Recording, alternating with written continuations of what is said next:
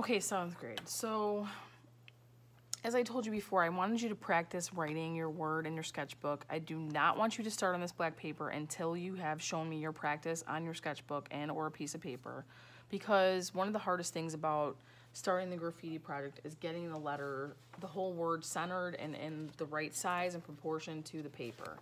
So I did show you these examples earlier. This is what the finished project is going to look like, but what I want you to pay attention to right now is specifically how the word is pretty much centered, okay? There's not too much room up at the top, there's not too much at the bottom. It doesn't run off the page, even though this one just a slightly bit. That's okay. You want to get it as centered as possible.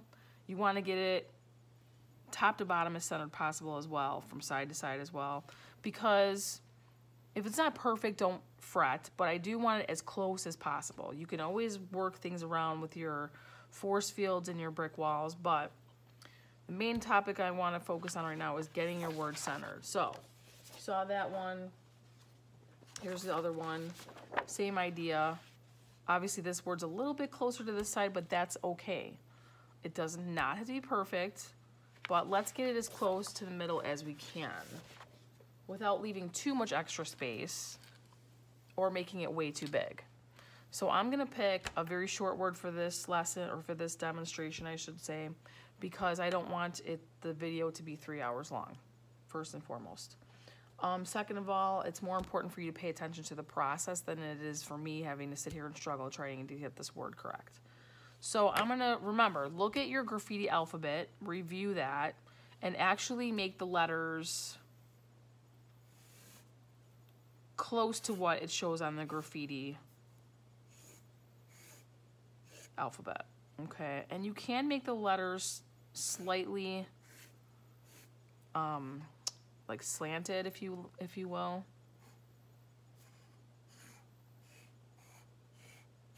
Okay.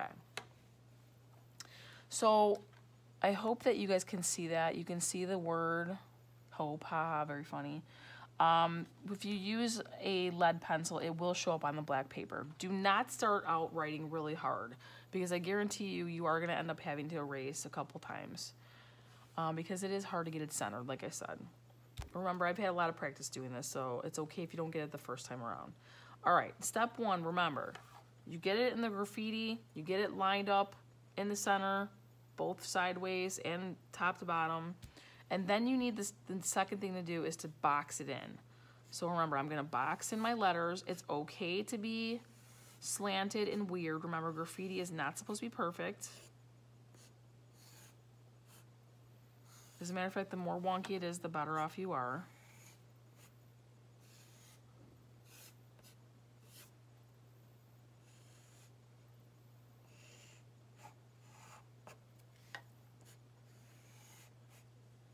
It's okay if they overlap a little bit, no worries.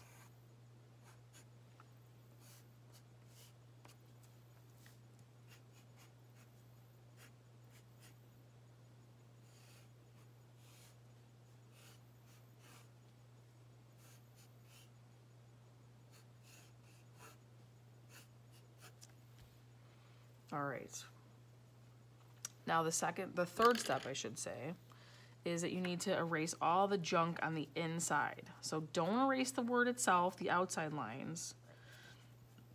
You may have to go back to and redo those outside lines, no big deal, but you need to erase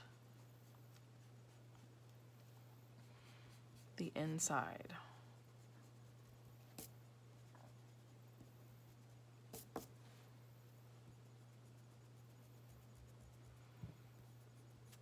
By the way, I will let you use kneaded erasers, but you guys have to promise me that you will give them back to me when you are finished, because these have a tendency to leave the art room at an alarming rate, and they are expensive, so I don't want to keep purchasing more and more.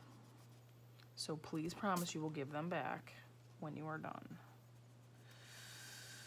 All right, erase, erase.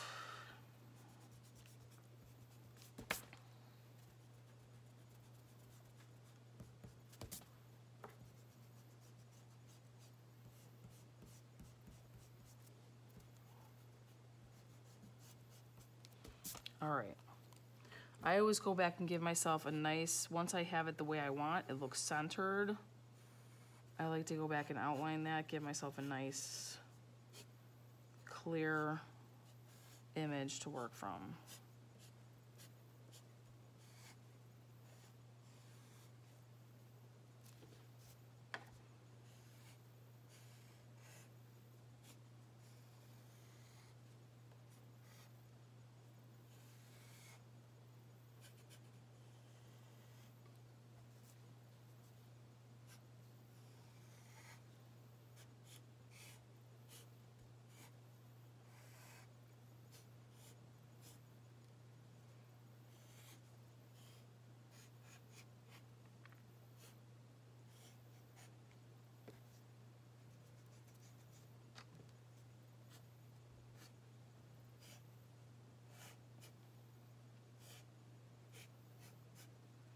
Okay.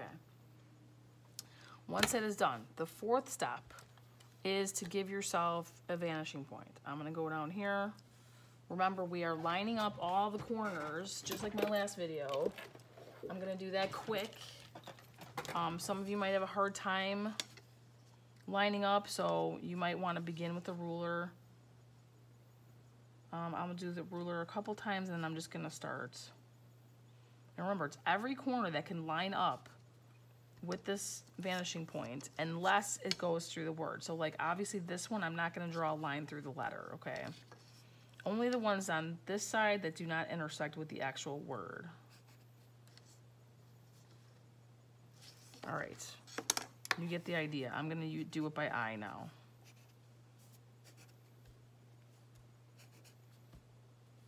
If I'm going too fast, you can always stop the video and rewatch it a couple times.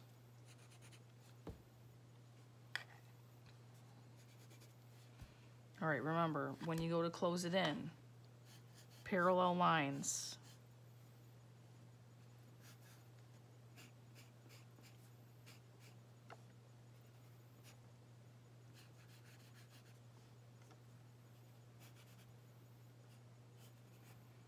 Again, you are practicing your word in your sketchbook until I okay it before you go to this step, okay?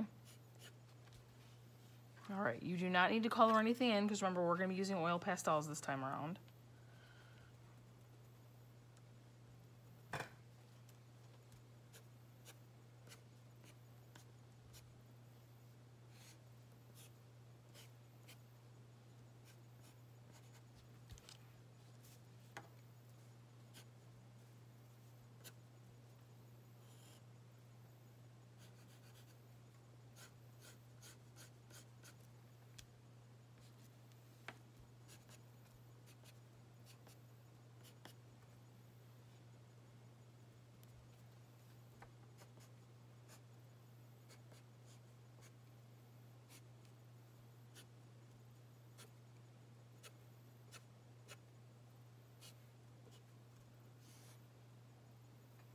Okay, I know I did that fast, but you guys, like I said, you remember, you can always go back and look again. You could also review the first video that shows it in depth how to do that. Okay, so now you've got it all drawn out. Now, this is the part where you guys actually have to use your own creative thought process, and you're gonna make some decisions here. I'm not gonna tell you how to do it exactly. I will go back and show you that I gave you a couple examples, and I briefly explained this earlier too. We are going to be using, after you get your word on there, you're going to be using a brick wall because after all, let's be honest, graffiti is actually mostly drawn on brick walls or trains or things in the real world. We're using paper because remember we talked about vandalism and how if you draw on people's property, it's illegal if you don't have permission. So we're using paper, and I would like the look of a brick wall.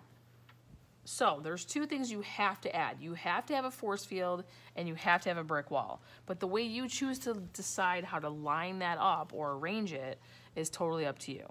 So this one, we have the word, then we have the brick wall, and then we have a force field, okay? So I drew this, I drew the force field, but then basically I put the brick wall inside the force field. You can do that either way. There's actually also ways you could do this without that I haven't demonstrated, but I'll talk about that later. So this is an example of brick wall inside a force field. okay? This one is an example of the brick wall outside the force field. So the force field is actually inside, I'm sorry, right outside the word. So you have your word, then you have a force field here. You can see the black. And then you have a blue force field around that. So I actually did 2 force fields around the word and then the brick wall on the outside of that. The one that I haven't demonstrated that you can also make a choice to do is to just have force fields going off the whole paper and no brick wall. So far, the couple years I've done this assignment, nobody has chosen that option. However, you do have that option. But these are the 2 main options: brick wall on the outside, force fields around the word, or brick wall around the word, and then the force field after that. And I could have added another force field after this even if I wanted to, but for our purposes, let's keep it simple. If you have different choices, come discuss them with me before you start, and we will definitely make some decisions when we're in class together. All right, so back to this. So I think what I'm going to do is I'm going to go ahead and show you how to do the brick wall. But first, I'm gonna put a thin force field around this one. And by the way, when you do the force field, you can be as creative as you want. It does not have to be straight lines. I prefer it's not straight lines. Okay. So I'm going to do a very kind of flame looking. You don't have to do a flame. You could do bubbles. You can do, like I think on this one it looks more like it's dripping. You could be very creative with your force fields. Like look, on this one I actually have it dripping down a little bit, like it's a splash. Okay. Now the brick wall part. You definitely need a ruler. I want you to start at the top or the bottom and just make sure that you follow the lines. Let me get a better ruler. Follow the lines that the paper has provided. So the top, I'm gonna line this up and I'm going to go across. When you start doing this, the hardest thing is not to go through the stuff you've already drawn. So don't go through your word, okay?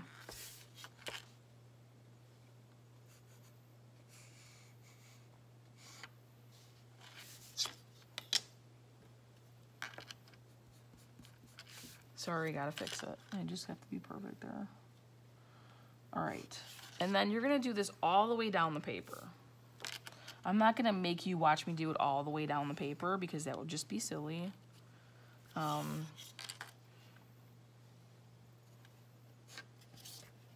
right, make sure, yeah, so it's tucked behind there. Probably gonna have,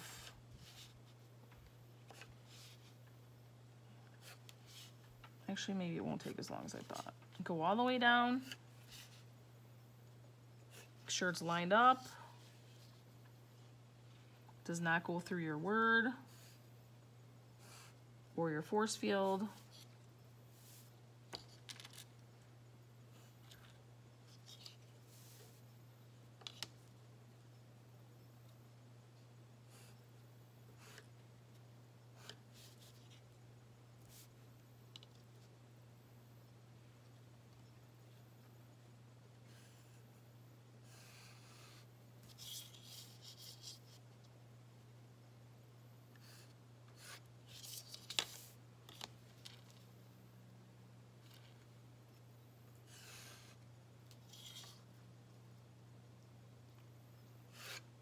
All right. Key part is when you start doing the vertical lines. Those are where you're going to make it really look like a brick wall versus just a bunch of lines on the paper. Okay.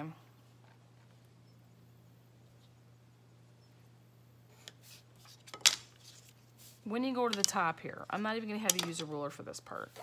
I want you to just think about a cinder block wall. You could even look at the wall in the room. We have cinder block walls. I want you to kind of space them out about the same.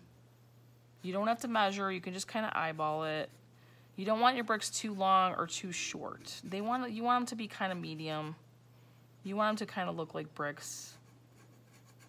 All right. When you go to the next set, so you do your first line here, in order to make it look like bricks, you're not gonna go all the way down with this line, okay? That's not how bricks work. You're gonna go to the next line and you're gonna make it right in the middle of that top brick. Okay, so the mortar is gonna go right in the middle. Remember, when you're doing this, don't go through your word. So you gotta kind of really stop and think, where does that end? I don't wanna draw on top of it. See how I'm doing it? Okay, so obviously this one is gonna be here. You're only gonna see a tip of it. So when you go to the third line, it's gonna match with the first line. So it's still gonna be in the middle of the brick above it. All right, none of these we won't see any of those. We will see this one though. We won't see that one. We will see this one. You kind of line it up with this one. See how I'm doing that? On the side, you can just go all the way down, lining it up every other. Oops, I missed one. See, I made a mistake.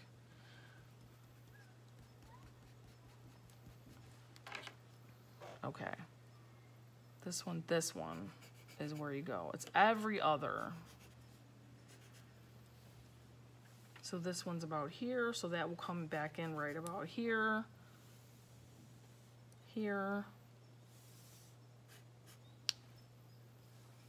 This one should be here.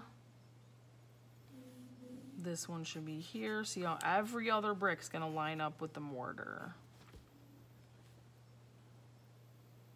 Okay, this one's tough because you're not gonna see, you're just gonna see a little bit of that one.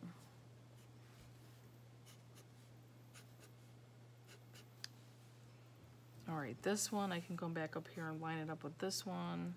This part, you could actually take the ruler and line up the mortar if you need to.